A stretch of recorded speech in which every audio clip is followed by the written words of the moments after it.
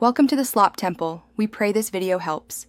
In this video, I will explain how to change spark plugs on a Chevy Silverado.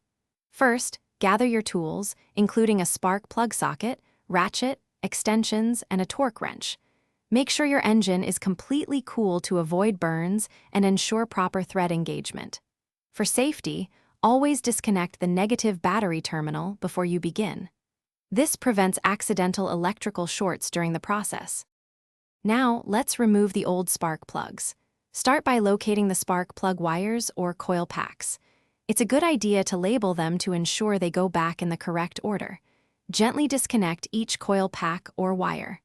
Then, using your spark plug socket and ratchet, carefully loosen and remove each old spark plug. Be mindful not to strip the threads in the cylinder head.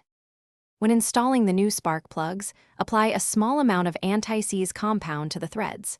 This helps prevent them from seizing in the cylinder head over time. Hand thread each new spark plug into its port to avoid cross-threading. Once snug, use your torque wrench to tighten them to the manufacturer's specified torque, usually between 11 and 15 foot-pounds. This ensures a proper seal. After all new spark plugs are installed, reconnect the coil packs or spark plug wires firmly. Ensure each connection clicks into place. Finally, reattach the negative battery terminal. Start your engine to confirm everything is running smoothly.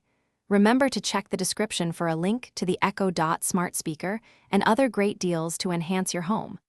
This simple maintenance can significantly improve your vehicle's performance and fuel efficiency. Thanks for watching. Consider subscribing if we helped you.